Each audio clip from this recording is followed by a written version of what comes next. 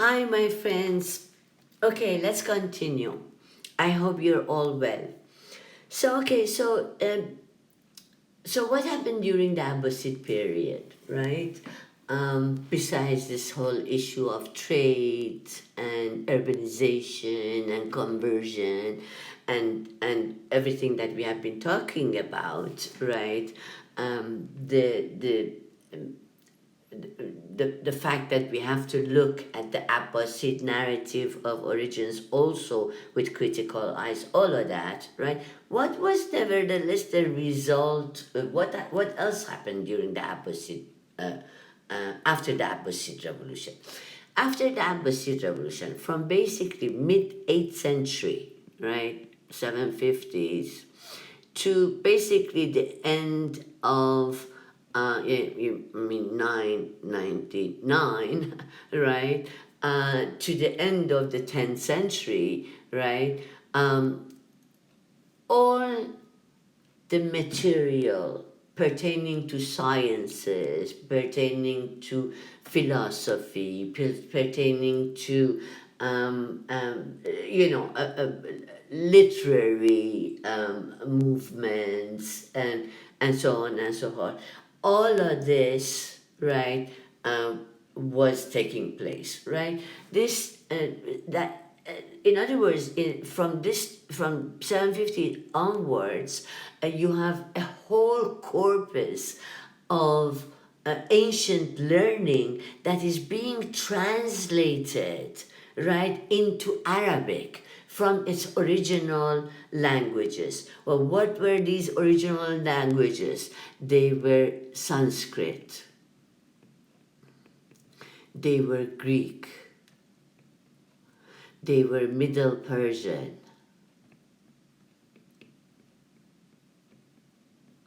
there were Syriac,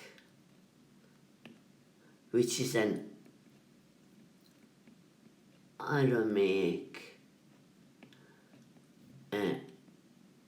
a Semitic, in the Semitic family of languages. So all the major works written in these languages, right, were gradually translated during these 2.5 centuries into Arabic. So I mean, translation movement. You need money for this, right? So you're sitting in urban centers, right? Trade is flourishing. You're having a lot of, you're generating a lot of wealth. That's why people can totally devote themselves to sciences. You're having discussions amongst you're creating after the Iranian example of it, you're creating libraries.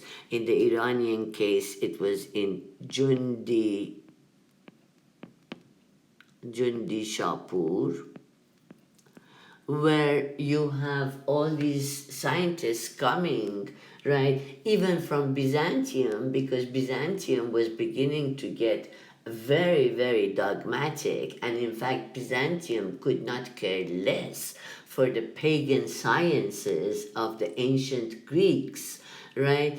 So where do they gather? They used to gather in Jundishapur, right? And during the Abbasid period, they are in Dar al Hikmah, House of Wisdom,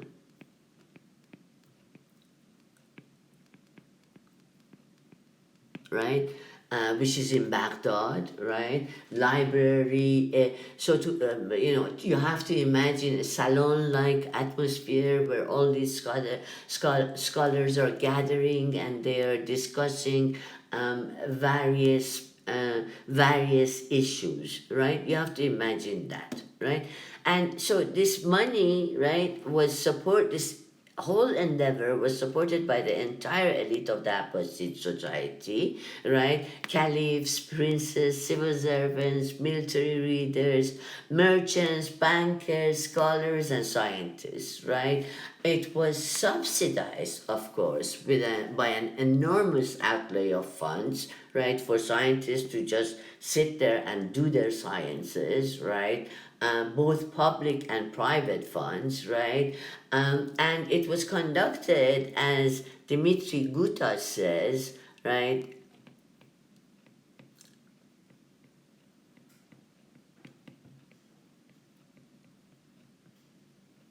Explains in his book, The Translation Movement, right? And it was conducted with a rigorous scholarly methodology, right?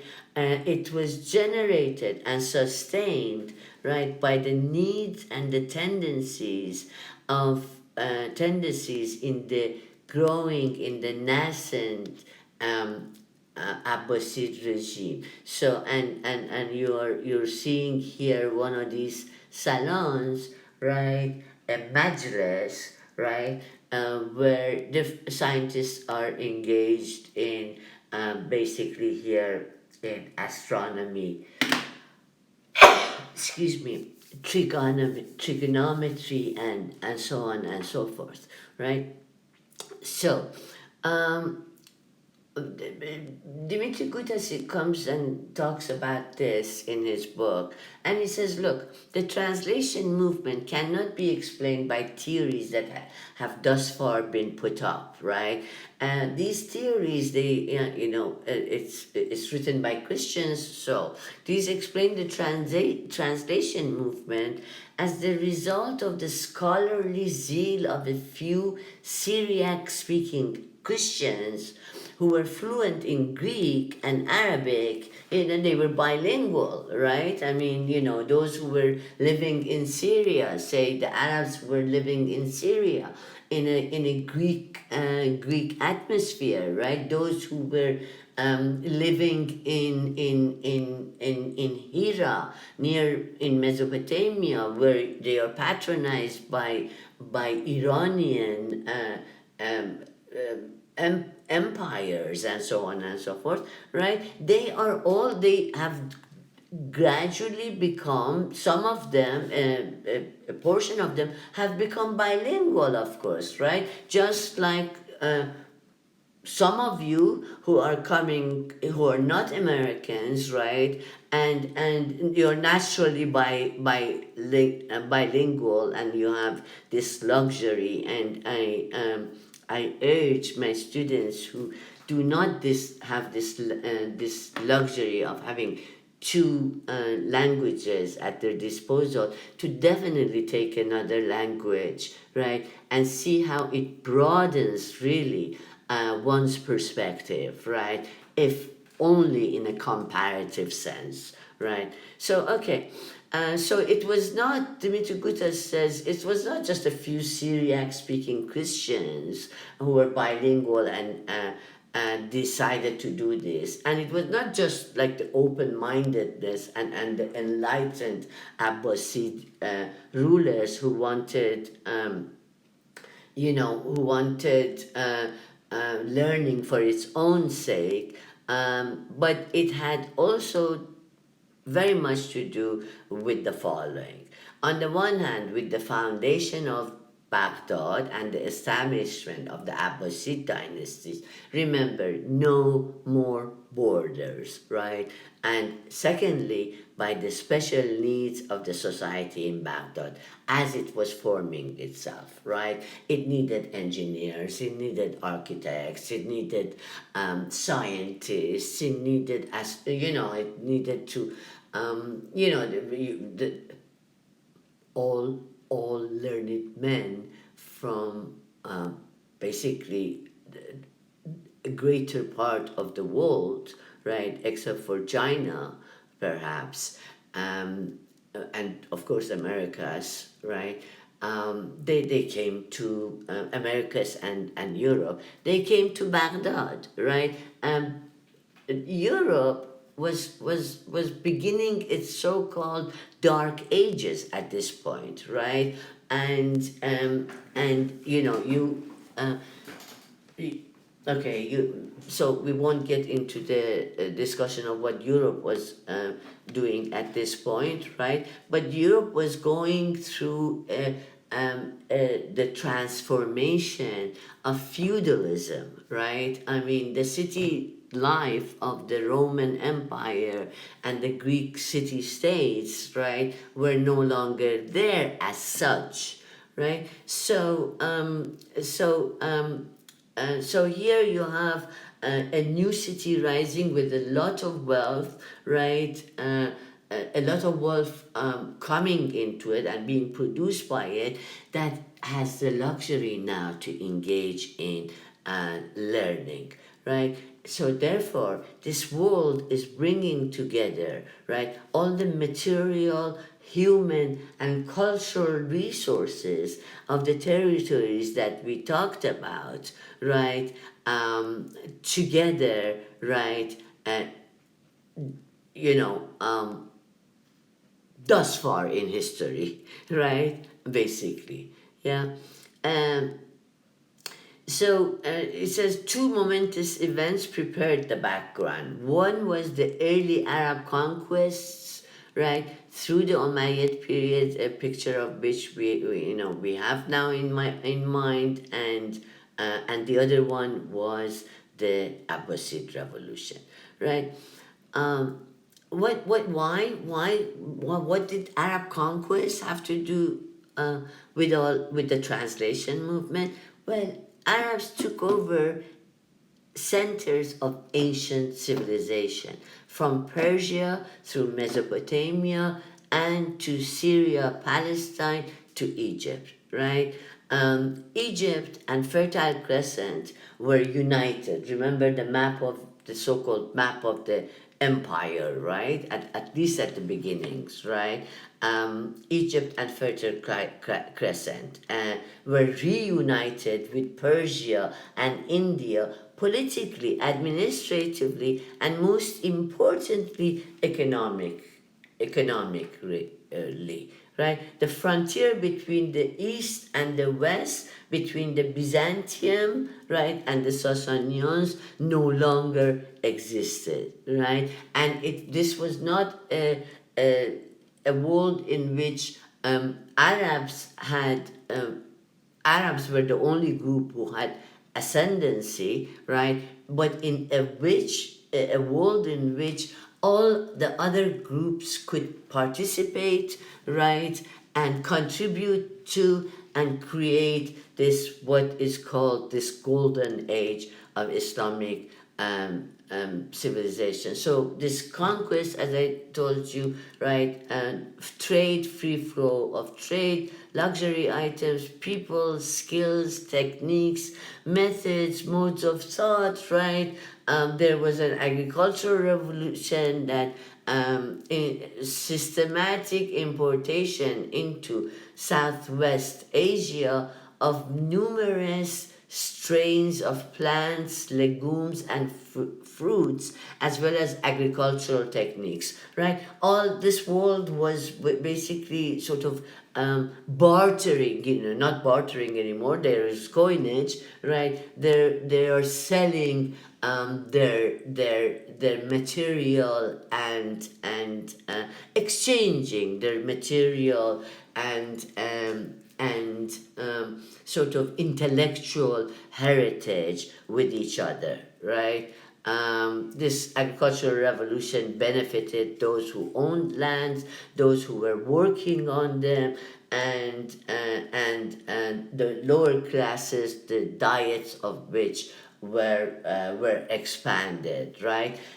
Paper making, right, was introduced from China, right? I mean, hitherto, remember, they were writing on papyrus, on sort of skins of animals, on all kinds of different material, right? But not on paper, right? The Chinese had sort of not produced paper, right, shortly before this, if I'm not mistaken. But and the Chinese prisoners of war, right, had brought this this technology basically, right, to the world that was being created. And I don't want to call it Islamic world, because a lot of what was produced in this world, as we shall see in shortly, a lot of what was produced in this world was actually scientific work, right? In sciences, with critical methodologies and critical thinking being one of the primary elements of them, right? So, but okay, the introduction of paper, you can imagine, right, revolutionized this world as well. I mean, who had libraries prior to this, right? Wealthy men or scientists who were patronized by wealthy men, right? They were the only ones who had access to books, right? And the men of learning, right? And these people would go from place to place and read and recite um, their um, their discoveries and or exhibit their discoveries to one another, right?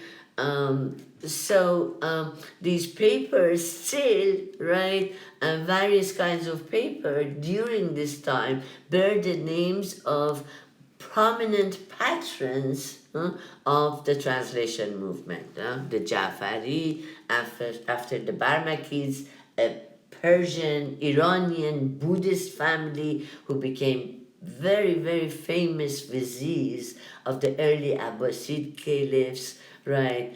Talhi and Tahiri, which were after two members of the Tahirid dynasty in northeastern Iran, if you recall, right? They were all wealthy patrons of the translation movement, right? And they invested in the paper making in industries, right? And the conquest, but especially also the Abbasid revolution, right, united people, right, that were either Hellenized, right, the Byzantines, the Greek-speaking Orthodox Christians, but there were other Christians who had been excluded, right, during the rise of Christianity from the elite positions, right? The Mod5Science and the Nestorians, these were people, populations, Christians of various Christian denominations in Egypt, in Syria, in Mesopotamia, right? All of these had been excluded prior to this, right? And these were sort of, as Buddha says, these were shielded from the Dark Ages, and they had an aversion to Hellenism that affected Byzantium in the 7th and 8th centuries. Secular Greek learning by this time had been thoroughly assimilated, right, by Syriac speakings. In Edessa, these are all cities, right? Edessa, Nisibis in northern Mesopotamia, in Jondishapur in western Persia, in Hira, the capital of the Lakhmids, in Marv in northeastern Persia, in Haran, northern Mesopotamia, and so on and so forth, right? Gradually you had a scene where you have now international scholars, right? You have Severus of Nisibis, who can speak in Persian, Greek, and Syriac. You have his student Jacob of Edessa, and so on and so forth. You see, you can just stop your PowerPoints, my friends, your lecture, and look at all these names that we are talking about. Nobakti, a Persian who drew the horoscope for Al Mansur for building Baghdad, right? Um, and so on and so forth. There are a lot of people of Persian origin, right?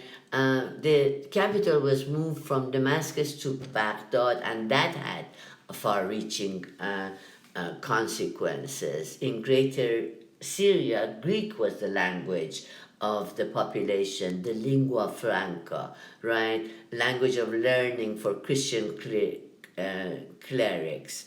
And Umayyad central administration followed Byzantine practices, and the language of the administrations was Greek until we remember the reign of Abdul Malik, the Umayyad Caliph, who was very revolutionary in his rule over the Umayyad territories, right? Um, So but this Byzantine high culture was inimically indifferent to pagan Greek learning. They couldn't care less about it, right? Hellenism was the defeated enemy of Christianity, right? So Greek-speaking Christians' translation of secular Greek works into Arabic was impossible in this intellectual climate, right? Um, this and Umayyads did not push for it, right? But had the Abbasids not moved the capital to Baghdad, there would have been no Greco-Arabic translation movement in Damascus itself. Gutos argues for us. Foundation of Baghdad brought together all kinds of Aramaic speaking Christians and Jews, right? All the settled population. Persian speakers basically in the cities, right? Arabs, sedentary and Christian, right, in Hira, right? Arab Muslims, right? They all these populations, they came together, right? And the classical quote unquote Islamic civilization, I put it in quote, the classical civilization of Western Asia, my friends, was the result of the coming together of these populations and their bringing together their various backgrounds, beliefs, practices, and values as Gutas maintains, right? But there were pre-Abbasid translation activities. Um, there were very little Syriac translations, right? That was taking place, as we said. Um, Okay, we talked about this. There were translations from Sanskrit, my friends, right? Yeah, Indian scientific material in astronomy, astrology, mathematics, medicine passed into Arabic via what? Not via Sanskrit, right? But based on um, Pahlavi, i.e., Middle Persian intermediaries, right? In other words, the Persians during the Sasanians had already translated the Sanskrit material into Middle Persian. So direct translation from Sanskrit appear not to have been made, or they were made in Sindh and Afghanistan, right? Translation from Sanskrit were very important for the development of early Abbasid astronomy, right? And translations from Greek into Middle Persian of the Sasanians and from Middle Persian into Arabic are a significantly underrated factor, as Gutas maintains, right? Okay, so pre-Islamic translations into Pahlavi of Greek scientific work and philosophical work, partly motivated by Sasanian imperial art ideology, right? And Sasanian king, for instance, Khosrow's reception of Greek philosophers who were fleeing from the Justinian's fanaticism, Christian fanaticism, right? Um,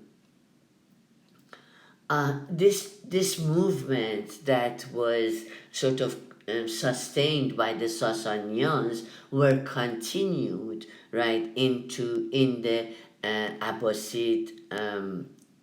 Abbasid period, right? Um, okay, so okay,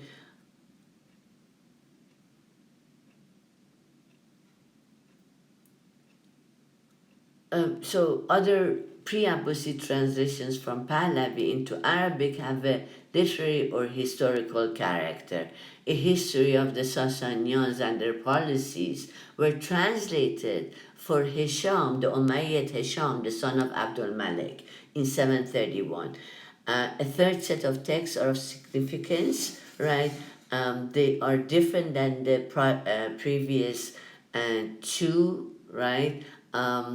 Because they were sponsored by Persian groups or individuals with a social and ideological agenda precisely during the time of the Abbasid period, right?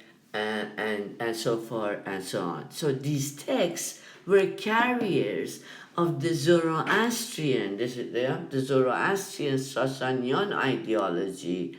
Um, so uh, and they were primarily astrological in nature, right?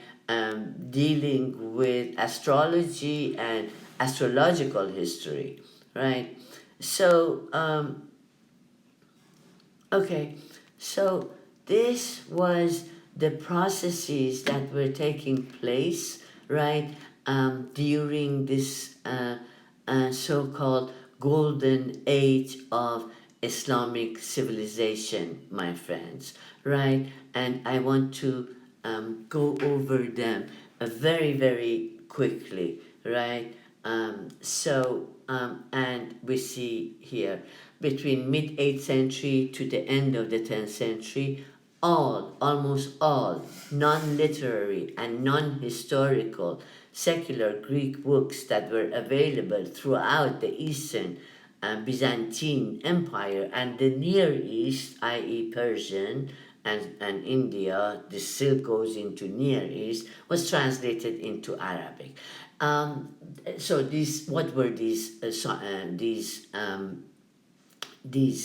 texts, right? They included astronomy and the optics, right? So that Arabic speaking Muslims, right, made important discoveries in the optics, in optometry, right? Basically, in mathematics, right? The Persian sort of mathematician who is coming from actually Central Asia, but is Persian in the sense that he is in the Iranian cultural zone, right? He is considered one of the fathers of algebra because he actually basically introduced the field to the world, right? He worked in this house of wisdom that we talked about, right? And the book that he wrote on algebra, which is called Al Jabr, right? Which basically means this is the way it is, right? Mathematics, right? There is no other way, right? So it was algorithm, right, for instance, comes from his name as well, right? So mathematics, the Hindu numerals is introduced into Western Asian civilization actually by Khwarazmi himself also, so that you no longer had to write dates and whatnot in the cumbersome um, sort of Roman numerals, right, and render 19 like this in 3 characters. You could render 19 like this, and and then he introduced therefore the decimal system, right, where you have tens and hundreds and thousands and so forth. And not only that, but the Hindu numerals also included the concept of nothing, right? The concept of zero, which was the sort of the number needed, right, to um, create this decimal system, right? In chemistry and in medical sciences, you have alrazes, right? But I mean, the very name chemist comes from alchemia.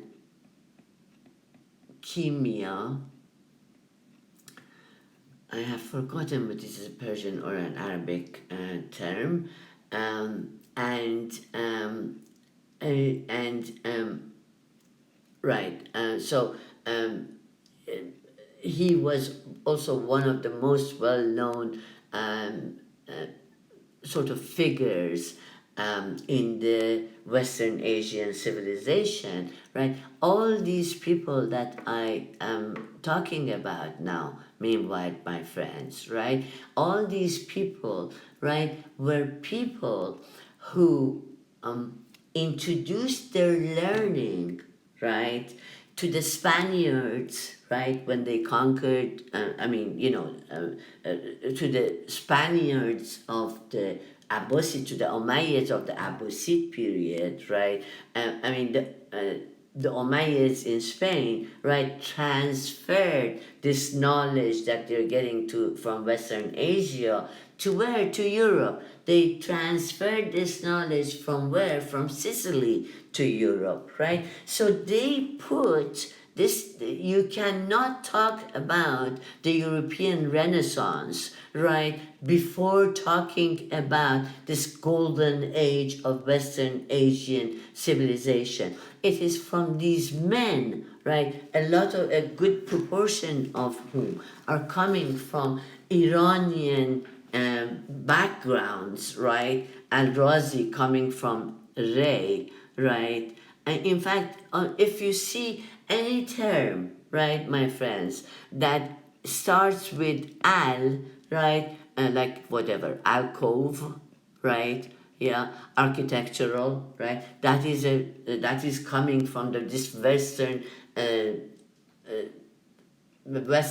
golden age civilization, so to speak, golden age, right, which is being produced in Arabic, not in Persian, not in Turkish, not in Syriac, not in Greek, but is being produced in Arabic. And then they needed, right, when it was transferred to the Europeans, they needed to learn Arabic, right? And that's how this whole notion of Islamic civilization, golden age of Islamic civilization, and in fact, all of the material that we have been discussing for this translation age, these people, the works of these people, right? It was these works that were then translated into the vernacular of the European languages, where they become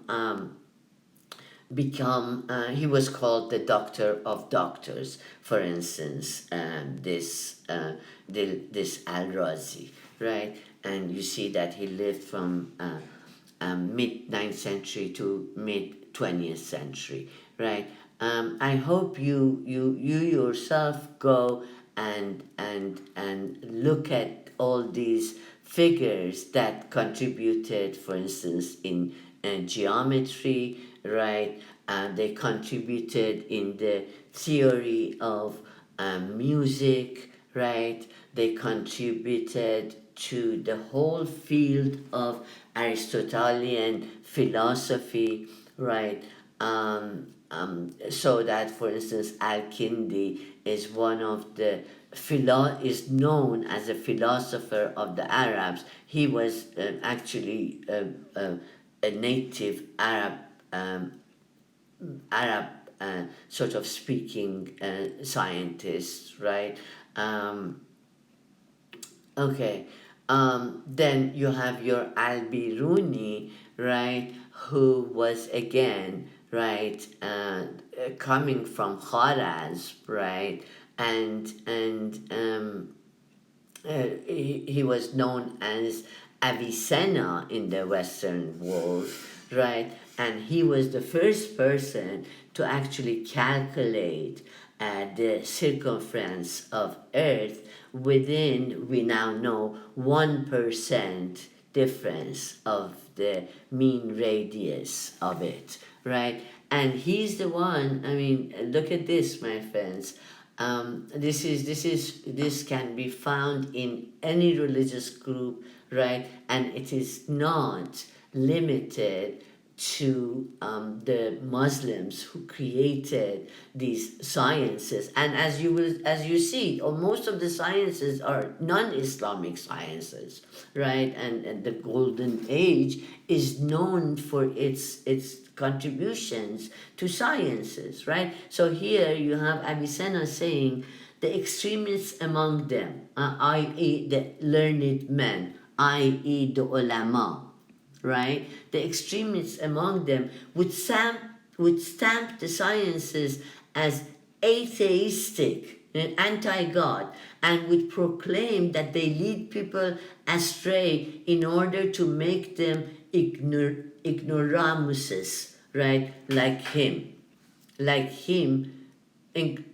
ignoramuses like him hate the sciences. For this will help what? The religion, the dogmatic religion. For this will help him to conceal his ignorance and to open the door for the complete destruction of scientists, right? And he uttered these words in the 11th centuries, right? And they contributed in botany and health sciences, right? They became surgeons, right? They became, they created the very, I mean, it was Iranian in origin, but they created the very idea, I mean, not created, they passed along this very idea of hospitals, right?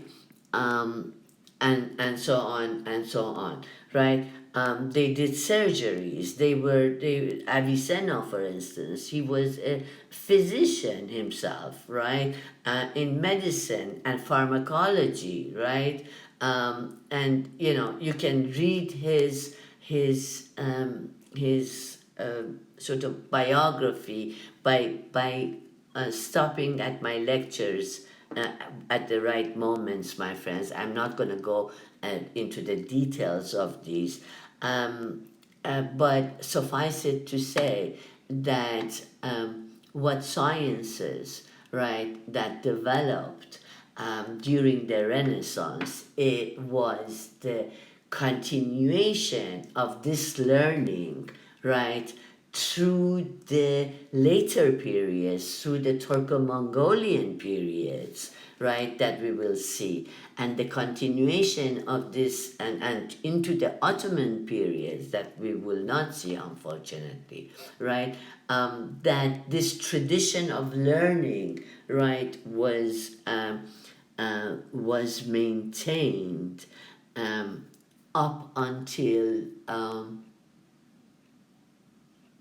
up until 17th, 18th centuries, my friends, right?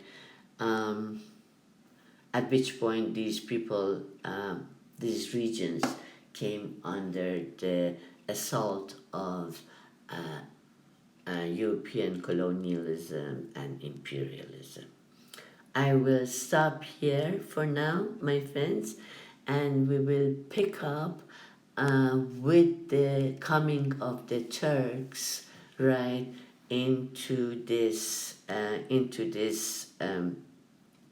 into this atmosphere, right? I want you to please concentrate um, on your readings also, on Saunders especially, in order um, to um, uh, get more flesh out of my lectures, right, my friends? Even more flesh, yes. I hope you agree. Okay, so, my friends. So until the next session, I bid you farewell, success, and take care of yourself and happiness. Okay, bye.